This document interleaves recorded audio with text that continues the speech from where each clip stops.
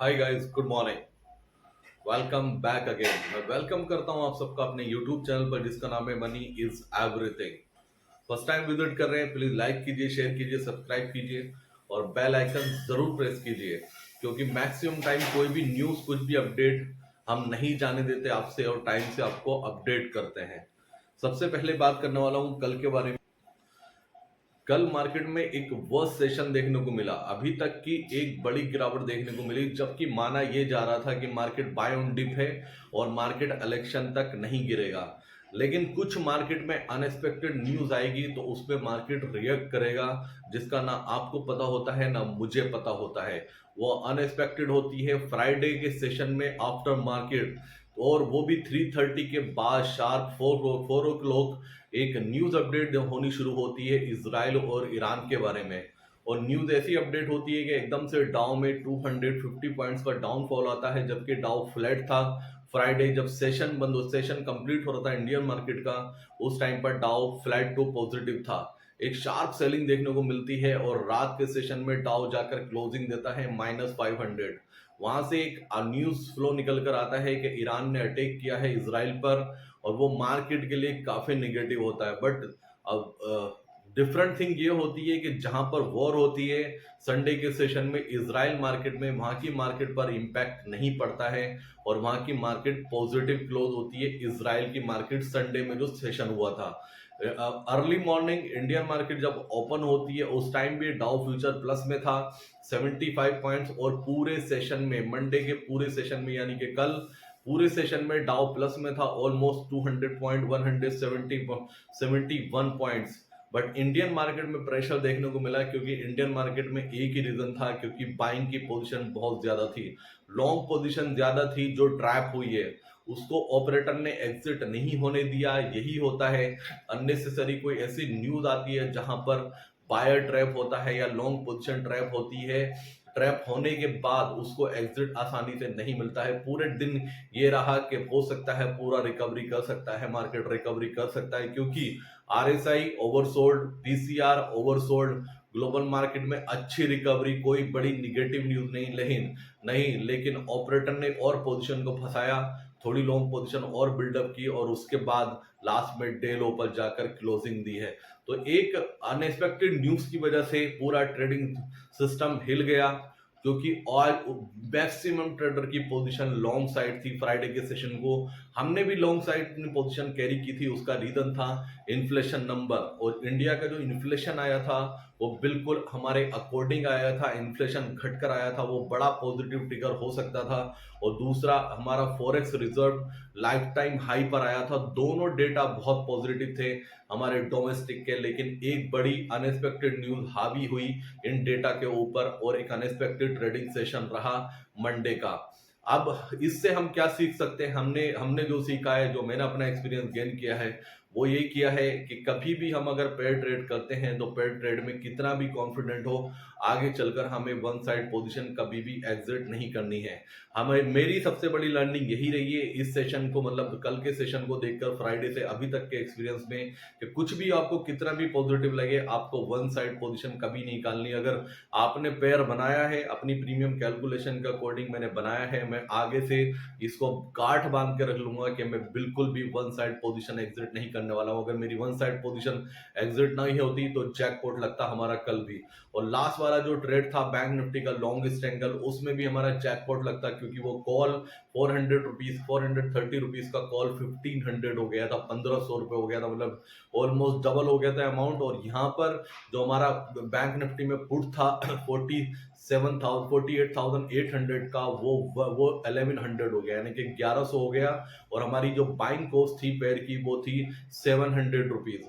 तो आगे को हमने बहुत बड़ी लर्निंग की है, बहुत एक्सपीरियंस किया, नोट डाउन किया अपनी नोटबुक में। कुछ भी हो, कितना भी पॉजिटिव हमें लगे, हमें कभी भी वन साइड से पोजीशन से एग्जिट नहीं करना है। आज नया दिन है, नई स्टार्ट करते हैं, पॉजिटिव वे में स्टार्ट करते हैं, ठीक है ना। Thank you so much. आप लोगों के काफी मैसेजेस आए। एक्चुअली रात में बिजी था बहुत ज्यादा, इसलिए मैं वीडियो अपलोड नहीं कर पाया। ये मत सोचिएगा कि मैंने जानबूझ के अपलोड नहीं किया। अभी की बात करता हूँ डाउ में, कल की बात करता हूँ। कल फिर एक नेगेटिव सेशन देखने को मिला अमेरिकन मार्केट में। जब इंडियन मार्केट क्लोज हुआ था उस टाइम पर डाउ 100 पॉइंट प्लस में था, और लास्ट में जो क्लोजिंग आई है 248 पॉइंट माइनस में, 61 पॉइंट माइनस में S&P 500 और नेस्डेक माइनस में 290। नेस्डेक ज्यादा गिरा है, जब इंडियन मार्केट क्लोज हुआ था उस टाइम पर 70 पॉइंट प्लस में था। एक बड़ी गिरावट देखने को मिली अमेरिकन मार्केट में। एक न्यूज फ्लो जो है वो काफी निगेटिव है, क्योंकि सब कुछ अनसर्टेन है। कहीं ना कहीं इजराइल ने ये बोला है 48 आवर्स में हम रिप्लाई करेंगे ईरान को। तो देखना देखना पड़ेगा 48 आवर्स में, कुछ टाइम शायद बाकी रह गया, कुछ होता है वहां से, कुछ भी आउटकम आता है तो उसको मार्केट निगेटिव ले सकता है, और निगेटिव ले चुका है। मुझे ऐसा लगता है इसका स्मॉल कैप 2000 माइनस में बंद हुआ है 1.4% गाइज। दूसरा S&P 500 विक्स 11% बढ़ा है, 11% इंक्रीज हुआ है, 19.23 पहुंच चुका है। ये ऑलमोस्ट पिछले 1 वीक में 35% इंक्रीज हुआ है। ये बिल्कुल अच्छा नहीं है मार्केट के लिए, एक बहुत बड़ा वोलेटाइल सेशन देखने को मिल सकता है। तीसरी बात करता हूँ क्रूड ऑयल की, जो कि बहुत ज्यादा इंपॉर्टेंट है बात करने के लिए। क्रूड ऑयल 19.73 गाइस, ये 90 के ऊपर जितना रुकेगा इंडियन मार्केट के लिए प्रॉब्लम होने वाली है, हमारे लिए आगे चल के प्रॉब्लम होने वाली है। 95 जाएगा, 100 जाएगा, तो हमें लगता है फिर गिरावट कंटिन्यू हो सकती है आगे चलकर। और सरप्राइजली कमोडिटीज के अगर देखेंगे आप रेट, तो गोल्ड 2400 लाइफ टाइम हाई पर चल रहा है। करेंसी की बात करता हूँ, USD INR 83.52 और डॉलर इंडेक्स गाइस 106.12। ये बहुत बड़ा निगेटिव है, ये 106 के ऊपर नहीं रुकना चाहिए, मार्केट सस्टेन नहीं करेगा। लास्ट में बॉन्ड यील्ड की बात करता हूँ, बॉन्ड यील्ड भी काफी रनअप किया है, क्योंकि एक टाइम पर 4.3 पर रुका हुआ था, अभी जो चल रहा है 4.61 चल रहा है। तो ये भी इससे भी काफी निगेटिव इंपैक्ट आएगा बैंकिंग सेक्टर पर। दूसरी बात, एफआईएस का डेटा काफी निगेटिव है। कल एफआईएस ने 3200 की कैश में बिकवाली की है, और इतना ही थोड़ा बहुत मिलाकर उसका फ्यूचर एंड स्टॉक फ्यूचर में बिकवाली देखने को मिली। और कल सबसे बड़े बिकवाली का फिगर था, कोई 17,000 करोड़ की वन साइड बिकवाली की थी एफआईएस ने। तो एक बड़ा निगेटिव डेटा है, निगेटिव न्यूज फ्लो है, और निगेटिविटी के साथ हम ओपन होने वाले हैं। अभी जो गिफ्ट निफ्टी दिखा रहा है 100 पॉइंट माइनस में दिखा रहा है।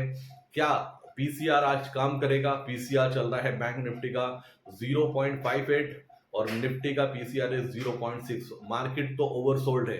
अब डिपेंड ये करता है कि आज एक्सपायरी है बैंक निफ्टी की, बैंक निफ्टी के एक्सपायरी के बाद रिकवरी आती है या एक्सपायरी के करीब रिकवरी आती है, वो डिपेंड करता है। बात करेंगे अपने सेशन के लिए, अपने टेलीग्राम के लिए। टेलीग्राम अगर आप लोगों ने अभी तक ज्वाइन नहीं किया तो टेलीग्राम का लिंक आपको डिस्क्रिप्शन में मिल जाएगा, जाइए जाकर ज्वाइन कीजिए। दूसरी बात गाइज, रेडी हो जाइए, ठीक है। अभी जो वर्स्ट सेशन था कल का हमारा, फ्राइडे भी वर्स्ट था, 2 दिन हमारे वर्स्ट सेशन रहे हैं। लेकिन हमें पॉजिटिव रहना है, एनर्जेटिक रहना है, और बिलीफ सिस्टम को फॉलो करना है। जो भी डैमेज लगा है कल के ट्रेड में उसको रिकवर किया जाएगा, चाहे धीरे धीरे किया जाए, 2 से 3 ट्रेड में किया जाए, लेकिन उसको रिकवर किया जाएगा। हमें बिलीफ सिस्टम को फॉलो करना है, क्योंकि अनएक्सपेक्टेड न्यूज के लिए हम कभी भी प्रिपेयर नहीं हो सकते। जो अनएक्सपेक्टेड न्यूज होती है वो बड़ा डैमेज हमेशा देकर जाती है। आज के सेशन के लिए, आज के लिए रेडी रहना। जो भी रहेगा वन साइड ट्रेड दूंगा, जो भी बनेगा मैं आपको टाइम से अपडेट करूंगा। तो ये पूरा अपडेट था। अपनी पोजीशन को थोड़ा लाइट रखिए अगर आप एज ए इन्वेस्टर हैं, क्योंकि डॉलर इंडेक्स 106 से ऊपर सस्टेन करना अच्छी बात नहीं है। कोई भी बड़ा निगेटिव न्यूज फ्लो आता है तो मार्केट बड़ा भी डैमेज कर सकता है। डिपेंड करता है कि इजराइल अपना कुछ दोबारा से वाला एक्शन का रिएक्शन करता है या नहीं करता है।